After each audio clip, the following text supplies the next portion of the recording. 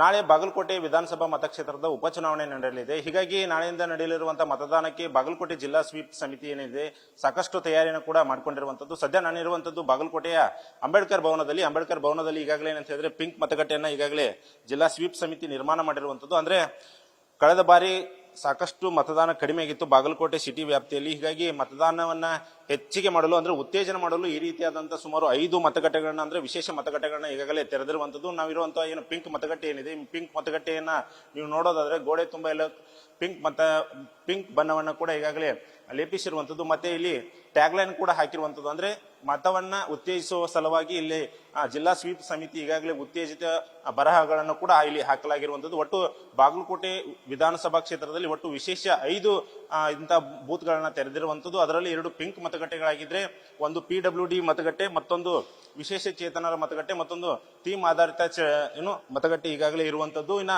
ಈ ಬಗ್ಗೆ ಮಾತನಾಡೋದಕ್ಕೆ ಈಗ ಖುದ್ದು ನಮ್ಮ ಜೊತೆ ಜಿಲ್ಲಾ ಸ್ವೀಪ್ ಸಮಿತಿ ಅಧ್ಯಕ್ಷರು ಆಗಿರುವಂತ ಮತ್ತೆ ಜಿಲ್ಲಾ ಪಂಚಾಯತಿ CO ಅವರು ಆಗಿರುವಂತ ಶಶಿಧರ್ ಕುರೇರ್ ಸರ್ ಕೂಡ ನಮ್ಮ ಜೊತೆ ಇರುವಂತದ್ದು. ಅವ್ರನ್ನೇ ಖುದ್ದು ಮಾತನಾಡಿಸ್ತಾ ಹೋಗ್ತೀನಿ. ಸರ್, ಈಗ ಬಾಗಲಕೋಟೆ ಜಿಲ್ಲಾಡಳಿತ ಅಂದ್ರೆ ಸ್ವೀಪ್ ಸಮಿತಿ ಮತವನ್ನ ಉತ್ತೇಜಿಸಲು ಯಾವ ರೀತಿ ಕ್ರಮಗಳನ್ನ ಕೈಗೊಳ್ತಾ ಇದೆ?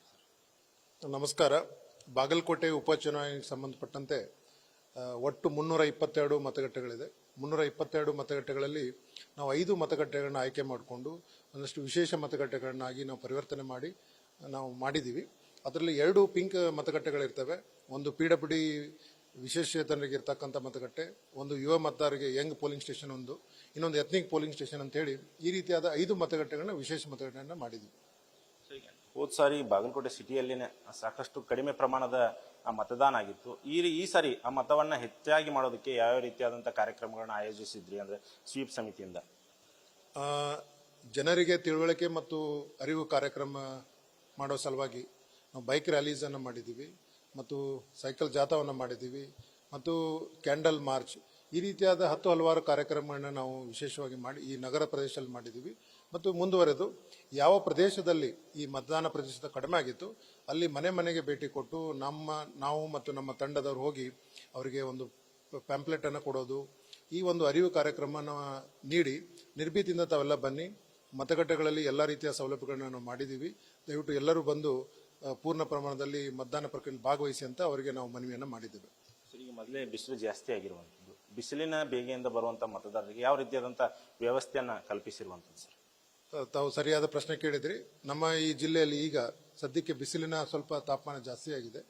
ಅದಕ್ಕೆ ನಾವು ಎಲ್ಲೆಲ್ಲಿ ಮತಗಟ್ಟೆಗಳ ಅಕ್ಕಪಕ್ಕದಲ್ಲಿ ಖಾಲಿ ಕೊಠಡಿಗಳು, ಖಾಲಿ ರೂಮ್ಸ್ ಇದೆ, ಅದನ್ನ ನಾವು ವೇಟಿಂಗ್ ರೂಮ್ ಅಂತ ಕನ್ವರ್ಟ್ ಮಾಡಿದ್ದೀವಿ. ಹೆಚ್ಚು ಕಡಿಮೆ ಬಂದಂತ ಮತದಾರರು ಬಹಳತ್ತು ಸರ್ತಿ ಸಾಲಿನಲ್ಲಿ ಅವರಿಗೆ ನಿಂತು ತೊಂದರೆ ಆಗೋದು ಬೇಡ ಅಂತ ಹೇಳಿ ಅವರು ಕಾಯ್ಲಿಕ್ಕೆ ಒಂದು ವೇಟಿಂಗ್ ರೂಮ್ ಮಾಡಿದ್ದೀವಿ. ಅಲ್ಲಿ ಡೆಸ್ಕ್ ವ್ಯವಸ್ಥೆ, ಫ್ಯಾನಿನ ವ್ಯವಸ್ಥೆ, ಕುಡಿಯೋ ನೀರಿನ ವ್ಯವಸ್ಥೆಯನ್ನು ನಾವು ಮಾಡಿದ್ದೀವಿ. ಅಲ್ಲಿ ಅವರು ಕೂತ್ಕೊಂಡು ಮತ್ತು ಮತದಾನ ಪ್ರಕ್ರಿಯೆಯಲ್ಲಿ ಭಾಗವಹಿಸಬಹುದು. ಎಲ್ಲೆಲ್ಲಿ ವೇಟಿಂಗ್ ರೂಮ್ ನಮಗೆ ಲಭ್ಯ ಇಲ್ಲ ಅಲ್ಲಿ ಮತಗಟ್ಟೆಗಳ ಮುಂದ್ಗಡೆ ಶಾಮಿಯಾನನ್ನ ನಾವು ಹಾಕಿದ್ದೀವಿ.